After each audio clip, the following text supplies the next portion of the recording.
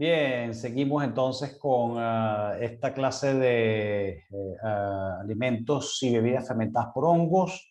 Después de haber visto todo lo que tiene que ver con los hongos comestibles, ¿ok? Y sus potencialidades en la industria, ¿ok? Donde pueden ver, bueno, que si podemos lograr ciertas condiciones, este tipo de hongos se pueden producir básicamente en cualquier parte, ¿no?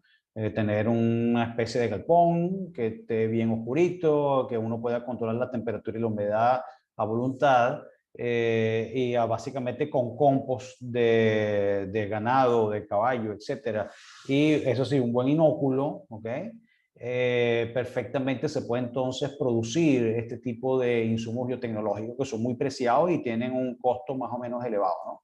Entonces, bueno, allí les dejo esa información porque es una oportunidad también de negocio, pues, ¿ok? Entonces, tómala en cuenta a ver qué podemos hacer. Bueno, pero el tema de hoy que nos compete en este video es el de los alimentos y bebidas fermentadas por hongo, ¿no? Vamos entonces a ver un poquito de qué trata todo eso. Vamos a ver algunos ejemplos de alimentos y bebidas fermentadas por hongo. Empecemos con los alimentos primero, ¿ok? Y vamos a ver que hay una gran variedad de platillos, ¿no? Que se preparan en muchas partes del mundo que tiene que ver con precisamente el aprovechamiento de microorganismos. Son platos centenarios, milenarios, veto a saber, ¿no?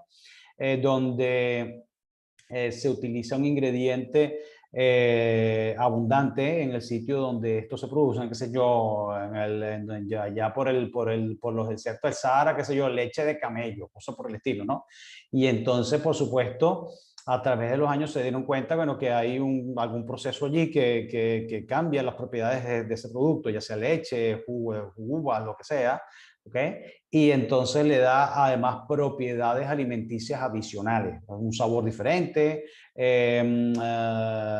capacidad de preservación, de mayor preservación en el tiempo, mayor contenido proteico y por lo tanto un mejor alimento. Entonces, bueno, esos platillos afloraron allí, ¿no? Y el uso de microorganismos, especialmente levaduras y algunos hongos también filamentosos, tienen un papel importante en estos alimentos que les voy a mencionar hoy en este momento. Y el primero de ellos es el idli indio. ¿Okay? En ese idli indio hay básicamente una fermentación bacteriana, ¿okay? En este caso está el Leuconostoc mesenteroides, cuando está presente el arroz y otros cereales o leguminosas también presentes allí, ¿no? En el caso, como hablamos de hongo en esta materia, en este caso pueden haber involucradas también algunas levaduras, pero no son esenciales. Aquí esto es básicamente una fermentación bacteriana, básicamente, ¿no? Pero sí, levaduras pueden estar metidas allí Saccharomyces, Brettanomyces, Sansenula, entre otras torulas, por ejemplo, Turulopsis. Son algunas de las levaduras que pueden estar presentes en la fermentación de este tipo de platillos, ¿ok? Entonces, bueno, aquí esto es una fermentación entonces de cereales, ¿ok? Con bacterias y levaduras, ¿ok? Está el puto filipino, que son estos, como estos pancitos que están acá, es parecido al idli, pero en este caso no ponen leguminosas, ponen solamente cereales, ¿ok? Y en este caso se lava el arroz, se agrega azúcar, porque es importante para la bacteria y para la levadura, y entonces, bueno, está el leuconosto, está el streptococcus, que son unas bacterias importantes en la fermentación, pero te metas Saccharomyces cerevisiae, la levadura de la alimentación por excelencia, ¿no? Como la que se hace el pan, el vino, el ron, toda es la misma levadura, ¿no? Cambia la cepa, pero es básicamente la misma especie. Está el hopper de Sri Lanka, son estas tortillas que están acá. Se usa arroz y harina de trigo con azúcar, también se le puede echar agua de coco, ¿ok? Y hay algunas bacterias y Saccharomyces cerevisiae presentes en esas masas fermentadas, ¿no? Entonces, bueno, así es como se producen esas. Está el enjera etíope, ¿ok? Que son como estas tortillas también está aquí. Está el grano tef, ahí trigo, sorgo, maíz o mezclas de todos ellos. Y bueno, aquí en este caso ya comienzan a salir levaduras, pero también hay algunos hongos filamentosos, como por ejemplo aspergil, ¿no? Y bueno, esperemos que no sea micotoxigénico, después vamos a hablar de las micotoxinas, pero también pueden jugar un papel importante en la fermentación y los cambios de las propiedades de estos alimentos, gracias a la presencia de esos microorganismos, ¿okay? Está el kenkey gano o nigeriano, es una especie de hallaquitas de maíz, que son esas que están allí, ¿okay? Y entonces, bueno, son fermentados anaeróbicamente por unos 3 días, ¿ok? Y desde una fermentación no controlada que tiene Saccharomyces, Aspergillus, Penicillium y Rhizopus, casi todos hongos filamentosos, ¿no? A excepción de la levadura Saccharomyces que está allí, ¿no? Y entonces esa fermentación permite entonces tener un sabor diferente con otras propiedades también. Está el gari nigeriano, que se hace a partir de yuca, ¿ok? Hay una fermentación natural donde tiene cándida y leuconosto, y entonces se forman esas hallaquitas que están allí, ¿no? Aquí estoy dando ideas porque si ustedes logran dentro de su proyecto biotecnológico, por ejemplo, o empiezan a hacer pruebas de fermentaciones con algunos cereales, algunas cepas nativas, pueden tener entre manos un platillo exquisito que más nadie va a tener, ¿no? Entonces, eso puede ser una oportunidad de negocios también, ¿no? Todas estas ideas que les estoy dando con respecto a platillos fermentados, ¿ok? Está el camu nigeriano, que es una torta de almidón, ¿ok? Pero en este caso también le ponen mijo, pimienta, jengibre, le ponen algunas frutas también, y es el sedimento del licor filtrado. Ahí puede estar Saccharomyces cerevisiae y Candida krusei también puede estar presente en esos fermentos. Está el ogi nigeriano, ese ogi nigeriano es también como una yaquita, ¿no? Fíjense que parece como una yaquita ahí, como una yaca. Hay una fermentación de cereales como maíz, sorgo, mijo, y hay varios hongos presentes: Aspergillus, Cephalosporium, Cercospora, Fusarium, Ospora, Penicillium, Rhizopus, Phodotorula, Saccharomyces, entre otras levaduras que pueden estar presentes, y hongos filamentosos. Bueno, y de bacterias están presentes el Lactobacillus y Acetobacter, ¿no? Que son la primera productora de ácido láctico, y Acetobacter, que es la típica productora de ácido acético, de vinagre, pues, ¿okay? Entonces, bueno, capaz puede tener también un sabor avinagrado, ¿no? Este tipo de platillo. Está el Kisra sudanés, ¿okay? Fíjense que este también es como una tortilla también, es un pan por fermentación de sorgo mezclado con mijo y trigo. ¿Okay? Y después de 24 horas a 37 grados se agrega entonces agua antes del horneado, ¿no? Y después está presente Cándida de Baromyces y Saccharomyces. Todas esas pueden estar presentes allí. También hay productos fermentados de la leche. Estos son alimentos sólidos. En este caso vamos a ver ahora algunos productos que vienen de la fermentación de la leche. Está el quiche egipcio, ¿ok? Es un quiche de pollo. Aquí se fermenta la leche con el trigo, y la mezcla es hervida y se seca al aire. Entonces se obtiene una sopita así como esa que está allí, ¿no? Y se ha determinado que Penicillium y Mucor están presentes en esta fermentación. Está el kefir ruso, fíjate que aquí ya es un alimento un poquito más sólido, pero se usa leche de vaca, cabra y oveja, se pasteuriza y se fermenta, y bueno, ahí hay varios hongos involucrados, ¿no? Están Saccharomyces, unas cándidas, entre otros hongos o levaduras que pueden estar presentes en ese fermento. Está el kumis ruso o asiático, en este caso se usa leche de burra y de camello. ¿Okay? Está ahí involucrado torula y Saccharomyces, dos levaduras muy importantes desde el punto de vista de la fermentación. Y la leche pasteurizada se inocula entonces con las levaduras. Tal cual como decimos, como el vino en biotecnología, que se pasteuriza el jugo, ¿okay? Y después se agrega la levadura. Aquí se hace lo mismo, se pasteuriza la leche y después se agregan las levaduras. ¿Okay? Y bueno, entonces ahí sale esos fermentos que son bien sabrosos, por cierto, ¿no? Leche de cabra y oveja, y bueno, son sabrosos y forman parte de la gastronomía de las regiones, ¿no? Está el labne libanés, donde mezclan leche de cabra y oveja, y la levadura fermentadora es de lactosa y bacterias, y forman ácido láctico también, lo que le da, por supuesto, un sabor medio acidito, así como tipo yogur, y entonces tienen esas propiedades. Bueno, el queso, en el caso ya vimos entonces en el laboratorio de biotecnología la preparación del queso. Está la preparación de la leche, el inicio de la maduración, que eso es lo importante acá, y lo que diferencia muchos quesos, ¿no? La formación, por supuesto, del cuajo, y la finalización de la maduración.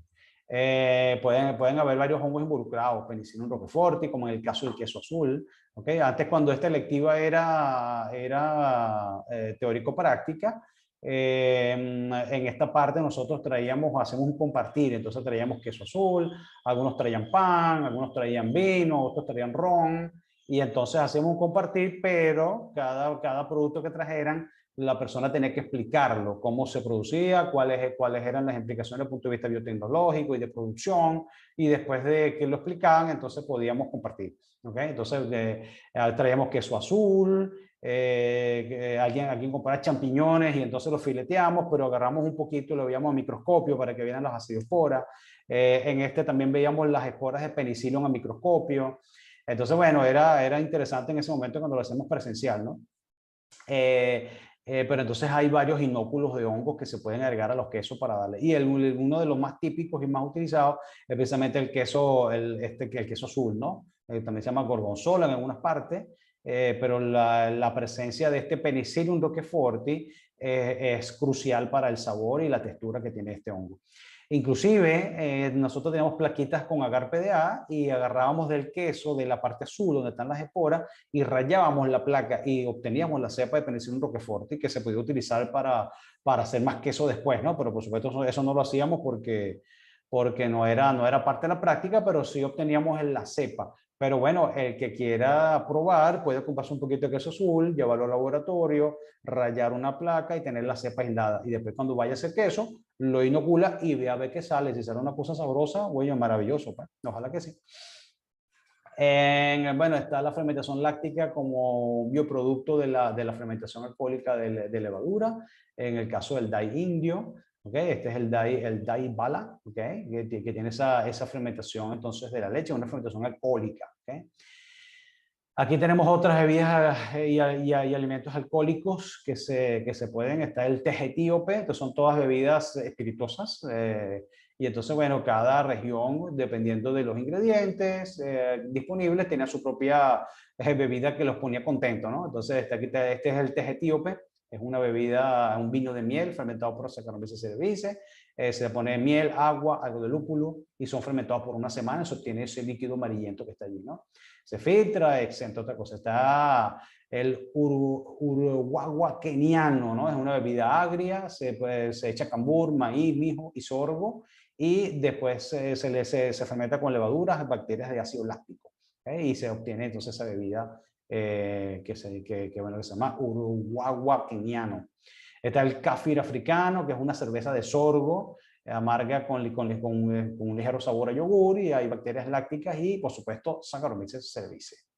Está el pito nigeriano, que es una fermentación de maíz y sorgo. Está involucrado en hisopo, aspergillus, penicillium y penicillium citrinum, ¿no? Hay varias especies de penicillium allí colocadas, ¿no? Y se fermentan esas barricas que tenemos acá, son unas barricas de cerámica que están allí, ¿ok? Y entonces ellas se colocan allí y se dejan fermentando para entonces obtener el etanol y el ácido láctico típico y característico de este tipo de productos, ¿ok? Está el chichi sudamericano, tiene sabor a sidra, está involucrado aspergillus, penicillium, Saccharomyces, entre otros, y se produce a partir de almidón de maíz y amilasas de saliva humana. ¿Okay? El almidón es degradado, o sea que la saliva del humano tiene naturalmente una alfa-amilasa, se llama la alfa-amilasa salival, que básicamente lo que hace es degradar almidones, ¿no? Entonces, de hecho, hay una bebida que hacen, creo que eran los Yanomami, creo que eran, que agarran algunos cereales almidonosos que tienen mucho almidón y le empiezan a escupir.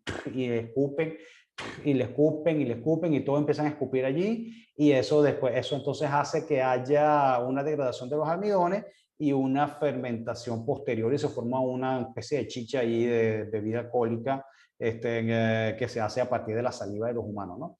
Entonces, bueno, cuando vayan a visitar los Yanomami o donde vayan a producir esto, pregunten cómo hicieron la bebida antes de probarla. Bueno, está entonces también el tesguino mexicano, es una fermentación de maíz germinado, se mezcla con agua y se hierve para pasteurizar, por supuesto. Se agregan algunos complementos y, por supuesto, Saccharomyces, entre otras levaduras como cándida, algunas gisetulas, entre otras, que están involucradas entonces en esta fermentación. Está el basi filipino, esto ya es una bebida que se comercializa bastante en el mundo. Ese basi es un vino de caña de azúcar, el jugo es hervido para pasteurizarlo siempre y se fermenta con moho y algunas levaduras. Se añeja por un año y entonces se obtiene ese basi filipino. Está el otro, el tapuy filipino, también, pero en este caso se hace de arroz, ¿ok? Es un vino de arroz, se cocina y se fermenta con levadura Saccharomyces, Endomycopsis, entre otros productos que hay. El sake japonés también es una bebida fermentada a partir del arroz. ¿Okay? Se hace un vino de arroz crecido con micelio de Aspergillus oryzae. También está Saccharomyces cerevisiae, Aspergillus probablemente que produce las amilasas para degradar los amidones y convertirlo en azúcares fermentables. Y después el Saccharomyces cerevisiae, entonces es el que fermenta finalmente o realiza la fermentación alcohólica y produce el etanol, ¿no? Que es que la gente se quiere beber. Pues. Se cocina el arroz, se agregan las bacterias y las levaduras, se agrega más arroz y agua y después se produce la fermentación principal. Hay dos fermentaciones paralelas, una por Aspergillus oryzae y otra por Saccharomyces, dándole al sake un alto contenido de etanol entre 15 y el 20%, que es lo que estas bebidas siempre tienen. ¿Se acuerdan que les había comentado ya que la fermentación alcohólica da más o menos 15% de alcohol porque ya esa concentración se convierte en un producto tóxico, impide el crecimiento de los microorganismos que están allí. Se convierte en un producto antiséptico, ¿ok? Y si lo quieres tener más concentrado, después tienes que destilar, ¿ok? Está el kombucha también ya llamado el hongo milagroso. Ahí hay un handbook esencial de cómo producir kombucha para los que quieran verlo allí. Lo buscan, eso debe estar libre en internet. Pero está hecho de té, es una bebida hecha de té. Allá hay varias levaduras metidas, está piquia, Saccharomyces, entre otras que están metidas allí. Y entonces hay ya libros, pues, específicamente en este caso. Bueno, el whisky también, por supuesto, es una bebida, está metido Saccharomyces cerevisiae. Básicamente es una fermentación a partir de grano de trigo, centeno y cebada. En el caso del whisky escocés usan cebada malteada. En el caso del irlandés tienden a usar cebada no malteada y en el canadiense maíz, centeno, cebada malteada, ¿no? Hacen una mezcla. En el americano usan 80% de maíz, ¿no? Entonces, dependiendo de cómo se realiza la fermentación y la mezcla de grano, se pueden obtener whiskies de diferentes calidades dependiendo de la zona, ¿okay? Y aquí está el cocuy de penca también. El cocuy de penca es una bebida alcohólica típica acá en Venezuela. Hay que tener cuidado con la denominación de origen porque estas bebidas, si no se controla bien la fermentación, empiezan a tener problemas con presencia de alcoholes no deseados como los metanoles, que son tóxicos, ¿no? Entonces, esto es una fermentación que se hace muchas veces casera, ¿no? Por lo menos yo he ido a casas en Barquisimeto, por Keyboard, por ahí más o menos, y entonces allí cada familia tiene guardado en una alacena unos frascos de eso de pasta de tomate, de vidrio, y ahí meten las pencas y eso deja que se fermente, ¿no? Y se forma un líquido ahí de color medio marrón ahí, eso está fermentado y cada vez que quieren, bueno, saca un poquito y se lo beben, ¿no? Ese es el cocuy de penca, ¿no? Pero hay que tener cuidado con esas bebidas por la presencia del metanol, ¿no? Eso puede ser medio peligroso. Pero ahorita hay unos cocuy de penca que tienen denominación de origen, en principio tienen permiso sanitario, ¿no? Entonces hay que ver qué tan buenos son. Yo eso nunca lo he probado. Yo he probado ese que me quedan en las casas así en tacitas de café y cosas por el estilo, pero lo probé, realmente no me gustó mucho. Eso parecía más gasolina que otra cosa, pero bueno, hay que probarlo, pues. Hay gente que le gusta y bueno, bien, pues. ¿Okay? Bebidas alcohólicas basadas en fruta, bueno, por supuesto podemos tener vinos de mango, despulpado, ahí puede haber presencia de pectinasas para liberar la pectina y hay fermentación con Saccharomyces cerevisiae, ¿no?